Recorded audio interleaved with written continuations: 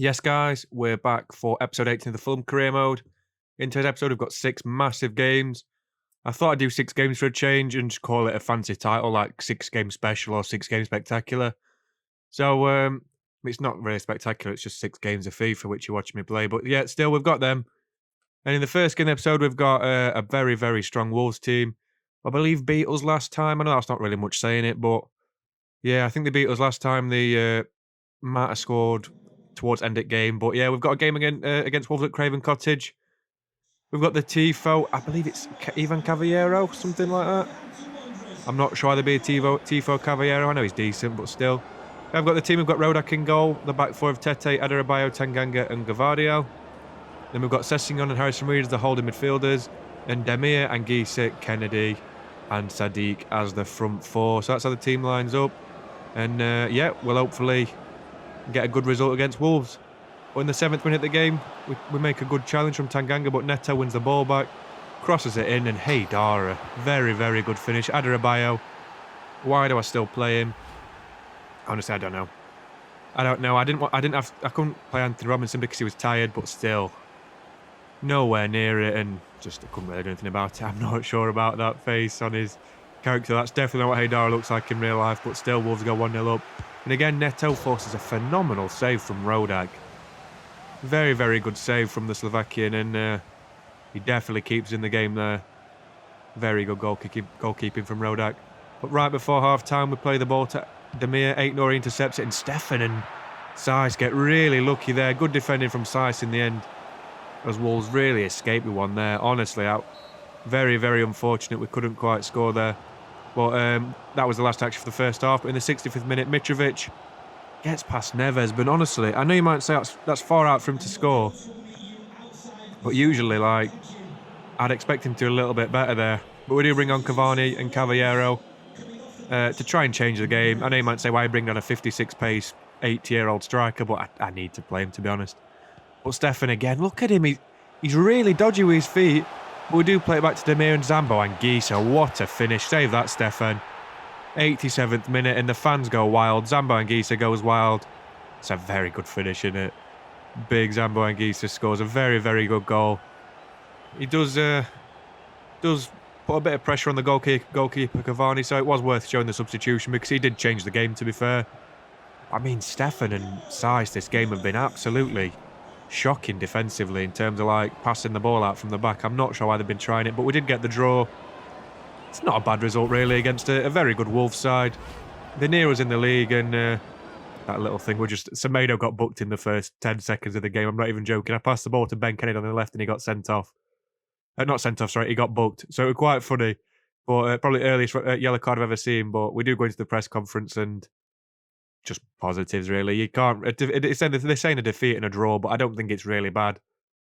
We didn't do bad against the teams we were against, and we do go straight into a cup game against Sheffield Wednesday. I know I said 6 games, but I'm not really going to play this one. It's an away game in the FA Cup. I'm not really bothered. I don't really care how we're doing cups. If we get knocked out, we get knocked out, but I don't really care. But early on, we do manage to find the back of the net through Cavani. That's why I've brought him in, though, because Sadiq and Mitrovic play every game now. So I needed a striker who were capable. And Mooney just isn't that sort of striker. As Dembele puts us 2-0 up. So, yeah, we did need to bring in a new striker. And Cavani, I mean, he's 35, 36. He's got great experience. A lot to bring to the table, a lot to bring to the team. And he does do indeed. But that was the last action for the game. And we do get a 2-0 win against I think they're Championship now. I didn't really look at League One table. I'm sure they're Championship. I'd be surprised if a team like Wednesday didn't manage to go back up. But look at that. That looks really funny. That animation. Tom H, 50 career wins with his little flat cap on. But we do go into the next game of the episode, the 3rd game of the episode. And it's a nice stadium, this, isn't it, to be honest. I always like playing away against Southampton because St Mary's is such a good ground. Very, very good atmosphere. But we do have the team. We have Rodak in goal, Joe Bryan at right back, Tanganga, Gavardio and Robinson as the defence. Sessegnon and Zambo Anguissa as the midfielders, with Wilson and Mellor as the attacking midfielders. And then we've got Sadiq and Mitrovic leading the line. Pretty much how it's lined up on the screen. I think I need to give Demir and Kennedy a bit more game time, but it's just so difficult with how good Wilson and Mellor actually are. But we see the team. I mean, look at that. Why did he just zoom off? It's weird, isn't it, FIFA? I'm not going to lie, it's weird. As Zadeek passes the ball from kickoff. But we do go into the first highlight of the game, 15 minutes in. It's an easy through ball. And does Rodak save any shots? Genuine question. I know he might have made a good save last game, but most shots one-on-one go in against him. It's a good bit of football. Mano Solomon manages to get the goal, I think, the Shakhtar Donetsk winger. I mean, what am I meant to do with that? Nothing. Absolutely nothing. But we do have a little break in the 27th minute. Bednarek cannot get Mitrovic off the ball as he runs through on his strong foot and he rifles it into the top corner. Pick that out, Collar, with your little hat on. No chance from the Czech goalkeeper saving that. As Mitrovic just put us 1-0 up. It's a very good finish. Very good finish from the captain. We see on the replay. I mean, he does have a tug of the shirt there. I like that animation. It looks realistic. But look at that for a finish. You're not saving that against Mitrovic. But in the 32nd minute, Southampton are playing the ball about. Kyle Walker-Peters on the right is a very good player, by the way. Mano Solomon, I think he's Israeli, you know. Playing the ball about.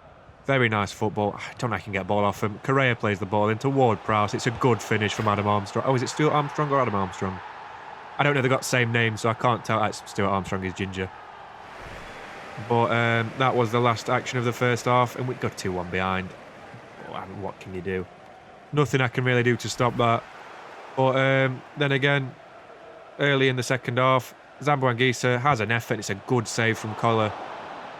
I couldn't really put it through to Sadiq. I was considering trying to play the pass, but it wasn't really enough on. We do go to take the corner as Oriel Romeu, the 41 pace wonder, comes on for Southampton. We're looking for Mitrovic again. We cross the ball in. And guess who's there? Alexander Mitrovic just wide of the post. Absolutely upsetting to just go wide of the post. But Zambo Anguissa wins the header against Ward-Prowse. But Romeu, the 42 pace wonder, picks him up. Solomon again. And Correa turns Gavardia like he's not even there. What a piece of skill that was from the Argentinian. I'd have loved to have signed someone like that. Unfortunately, they signed him in the first season, so we couldn't really buy anyone like that. We already had our people who wanted to buy anyway from the comments. I mean, Rodak's not saving that, is he? Unfortunate, but still not too bad. We're 3-1 down, but Southampton are a very good side. Very good side. But in the 74th minute, Mella runs down the wing, crosses the ball into Zambo Anguissa, and look at that for an header. He started to score, I've noticed, a bit more in the Premier League. I mean, he's a fantastic player in real life. I know he didn't score when Fulham went back in the Premier League, but you can tell from how good he's on the ball that he's a really remarkable footballer. And he's a bit like a one-of-a-kind footballer, as Mitrovic makes it 3-0. But, I mean, just talking about Zambo Anguissa, he's just such a good player. Very good for the team, 83 rated. But as you can see there, Mitrovic does make it 3-0. Good play from Ben Kennedy as well. And the keeper should really be saving that, but it doesn't really matter. But then, heartbreak at the end of the game. Southampton run down the wing with Nathan Redmond. And what is Rodak doing? What is he doing? What the hell is that? The dodgy keeper is back. I thought Gazaniga was a dodgy keeper, and I thought Rodak was at least decent, but he's just unremarkable, isn't he, to be honest? But then again, Southampton again, they just make it 5-3. Rodak's not saving that one, but it's just so disappointing. So disappointing as Boo celebrates with Harsum Hootel. And there's not really much we can do about that, as the full-time whistle does go. And disappointing result. I do blame Rodak for that one. It's just unfortunate. Very unfortunate from us. I'd like someone like Ward-Prowse in the team, to be honest. But, I mean, Rodak, absolutely awful game. 6 shots, 5 goals, 4.2 rating, 0 saves. We need a new goalkeeper. Pickford, Pope or Ramsdale will be our goalkeeper. I can tell you that. We had 4 expected goals, they had 3, and they managed to score 5. I think that shows you the level of goalkeeper we actually have. Just the press conference. I shouldn't have taken it, to be honest. I should have skipped the press conference, but I decided to take it because I was hoping they were going to ask me about Rodak and I could just slate him. But for some reason, it only talks about the goal scorers. Mitrovic had a decent game, got 2 goals. And I think the main story is how poor Rodak is as a goalkeeper. Oh my God. As I said last episode, he forgets to use his hands sometimes. Sometimes he's decent, but most of the time he's unremarkable and unreliable. And that is not what you need in a goalkeeper. But we do go into the 4th game of the episode. We're back at the cottage. The nicest stadium in world football. Again, the tifo is Cavallero. I'm not sure why. I think it's because one of the few players who actually still play for him in real life, who I've still got in the team. But Gazaniga comes back into the team. Tete, Adebayo, Gatti and Congolo come into the defence. Sessegnon and Reed come in the midfield. Kennedy and Mellors are still attacking midfielders. And Cavallero and Cavani lead the line. Because honestly, the games was like a game after each other. A day after each other, sorry. So I'm not sure how I can rotate the team that much. In the 7th minute, Vlasic plays a ball through. And look at that, Gazaniga's made a save. Is he the new starting goalkeeper? In the episode 3, I dropped him, and he hasn't really been back in the team since, as he punches the ball clear. But I mean, he's made a save, and that's more than Rodak did last game. So might get a run of games as Connor Coventry picks up the ball again, plays it to Fornals. It's another good save from the goalkeeper. Can't really fault him. If he takes his chance, he'll start over Rodak. We know we're getting a new goalkeeper for sure in the summer. That's the main target. But just disappointing from Rodak. I can't stop talking about him as Bernd Leno makes a good save from Kennedy. But in the 31st minute, we cross the ball and we're looking for Adebayo from the corner as always because he's an absolute man-mountain. We cross the ball into him and it's a poor header from Tosin. He should do a little bit better. I'm not sure about this defence, to be honest. Playing Congolo as a left-back is a bit of a risky business. I mean, we've not really got much choice. As we see from the corner, their starting centre-back, because their defence was really tight in the first 30 minutes. Actually got injured by Adebayo, so I guess there's some positive to it. We don't really like seeing other people get injured, but it's a game, so it don't really matter. As Gazaniga makes another good save. Honestly, I don't know what we're thinking, but I'm thinking he's all right. He's definitely improved. He's had a nice time in his isolation, and he does do very well with it. But as we can see in the 39th minute, look at Sessegnon breaking away from Aaron Cresswell. To be fair, I would hope he would, because Cresswell's probably old enough to be his dad. As he runs down the wing, looks at Ben Kennedy, and Kennedy scores. I think that's his first goal at the Cottage for the club, especially in the Premier League. And he goes and shouts at the West Ham fans. I'm not really sure. Yeah, I think it's the West Ham fans.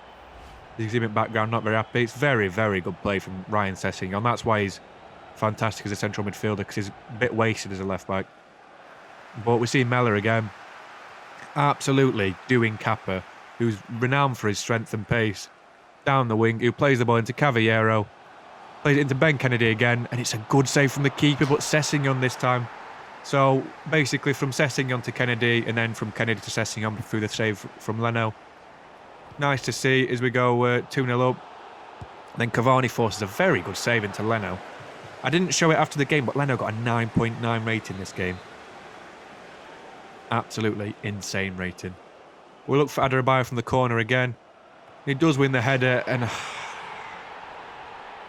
that's a big sigh because that animation was shocking then from Leno. He has a fantastic game apart from this, but I more blame the game engine for forcing him into this animation. Look what he does here. What the hell? Honestly, keepers on FIFA 22 be like, oh, it's shocking. We're doing the game 3-0 and not bad in general. Good result. Double over West Ham this year, and the boys celebrate. A very convincing win with a second team, I might add as well. So that the moral is content from the team, but after that, another win over West Ham, who are a good team, very good team in real life, good team on this, above us in the table, and a 3-0 win. Gazaniga had a very good game as well. We can't really complain at that at all. So very nice indeed. But we do go into the 5th game. I'm sorry that there's nothing off screen, by the way. There's nothing going on at the moment. There's no transfer window. There's no anything. We've got no youth intakes or anything like that. So we're just going straight into games, back to back to back. We're against Tottenham in the Cup. I mean, it's a very difficult 4th round draw, to be honest. But we do have the team on the screen. We've sort of gone as strong as we can. We played Antonio Blanco because he's now got 5-star skills in central midfield. And Demir comes on the right while Wilson drops to the left. And early on in the game, in the 28th minute, Demir making a nuisance of himself, getting past Cameron Carter-Vickers, and Alfie Whiteman forced into a very solid save. That looks nothing like him in real life, just to let you know. I had a look at his picture after the game, and he's got long flowing hair, so I don't understand that. Then Mitrovic from the following corner, I think it hits him in the head. It's a good save nonetheless from Whiteman, but still, unfortunate not to score again. Wilson looks for Mitrovic again, the ball quite goes over him, and Tottenham managed to clear the ball out. In the 41st minute, Wilson running down the wing, looking for Demir, who gets past his man. It's a very good ball and an even better finish. This man deserves more game time. This is why Barcelona are looking at him in real life. They have him on loan in real life. It's a good finish from Demir on the volley. They put us 1-0 up. And to be fair, Tottenham were playing quite a strong side. I know you might look at their team and go, oh, it looks average. But Harry Kane was playing. He gets brought off in the 50th minute. So Mitrovic again forces a good block from the defence. We get Demir again. He hits an effort. It's a good save from Whiteman. Very good save again. Demir's absolutely fantastic this game, just to let you know. Look, Harry Kane comes off there. That's how much impact he had in the game for Isaac. Two cross the ball in again. Mitrovic with another good effort, and the keeper makes a really weird save. And Tottenham save themselves through Bowden. But Mitrovic picks up the ball again, plays it to Demir, and Wilson picks the ball up again, and it just comes off the plate. I think that was going in, you know. But they do escape with it. In the 60th minute, Demir again. Look at how he angles his run. And Mitrovic with an effort, he hits the post, and it's blocked on the line. It's just one of them games. One of them games. And Isaac runs through. I tried to change to Tosin Adarabioyo. He runs away from the ball. And they make it 1-1. It's just so upsetting. It's their only shot of the game. Only shot of the game as the game does finish. 1-1. It's a bit of a disappointing result to say how much we battered them as well. It was a very, very one-sided game in terms of everything, but the game finishes 1-1. I know it's just unlucky sometimes. But I mean, 9 shots to 3. They had 0.5 expected goals. We had 3.8 and couldn't beat them. Demir takes away man of the match. He was fantastic, but Whiteman deserved it. 67 rated and he's pulling off saves like that. It's ridiculous. But as I say, I think the keepers are a little bit dodgy. As we do look for it. We're not really looking to buy a new player. But we'll just get this Romanian centre-back who's 19 and 70 rated. We only bought him because the board have asked us to sign a player who's from a different nationality. And I signed him, and it didn't even class as an objective. So I was like, wow, what a waste of time that was for everyone. I just thought I'd show I signed him just in case anyone thinks in the comments, oh, why have you got a random Romanian centre-back in your team? It's a good sign. I'm going to sign him in the summer, but we don't need any centre-backs. We do look into the next game, the final game of the episode, and Gabriel, as you can see, linked with Bayern Munich. What the hell is that? He's not that good in real life. He's average at best. We go to another very nice stadium, the Emirates. Obviously not been built too long, about 15 years, I think. Very difficult game. And we see our team on the screen. Brian comes back in at right back as Adebayo is dropped to the bench. Zambranghisha and Sessegnon come back in as the holding midfielders. And Sadiq comes back into the side as well as does Mella.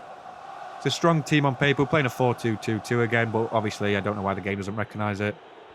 But we have Sadiq in the 5th minute of the game running through past Zakari and holding. It's a good save from the goalkeeper. I think they're playing some Icelandic goalkeeper. I can't remember his name, but it's a good save from him. And then from the next corner, we pick up the ball with Wilson. We're looking for Sadiq because obviously he's massive and he's got good jumping. And Arsenal managed to clear the ball out. And we win the ball back. Now look at this from an effort from Anguissa. Oh my God. That is an insane effort, isn't it? But we are unfortunate with this next move. Arsenal getting attacked. They play the ball back through a lucky ricochet. And Lacazette puts it right in the top corner against Rodak. No saving that from the Slovakian as he does his little celebration. I don't know what it means. It looks a bit dodgy. I mean, it's a good finish. I'm not blaming Rodak for that. He couldn't save that. As we do go 1-0 down in the 12th minute. We're unlucky though because again we have the best part of the game, but we just can't get the goal. And Sadiq again turning Holding. Holding's not even there, is he really? I don't know. He's a Premier League defender. As we hit the bar again, just so unfortunate as the rebound from Mella is blocked. In the 32nd minute from the exact same corner, we cross the ball into Mitrovic and the ball is headed away. But in the 40th minute, Sessegnon breaking free again, having a shot at the front post and save that. You knobhead, we've got no chance. Such a good finish from Sessegnon. A good run from the midfielder. And he gets us back on level terms. I mean, that looked really weird, that celebration. I'm not sure what Mella's reaction was to that. His facial animation looked really weird. But we do get a goal, and it is 1-1 at half-time. It's a good finish by Sessegnon. And not done bad, really, at the Emirates in the first half. The Gunners. In the 53rd minute, We pass the ball back. We play it about a bit. Tanganga plays a lovely crossfield pass to Robinson, sorry. Mellor and Zambo Anguissa. Anguissa turns his man, runs through him. Look at that for a finish. It's Gunnarsson, the goalkeeper, by the way. He's not saving that, is he? Makes a couple of good saves in this game, but he's not saving that one. Look at how he turns his man. Gabriel's still in 1970. Never mind last week. Takes him to the shop. It's a very, very good finish from him. But Thomas Partey in the 60th minute looks for Pineda. Plays the ball in. And what is Rodak doing? Oh my God. What an awful goalkeeper. We have the set of dodgiest keepers ever. Look at that. He goes for the ball and he misses the ball completely. I feel like it's scripting, but I also feel like it's bad goalkeeping at the same time.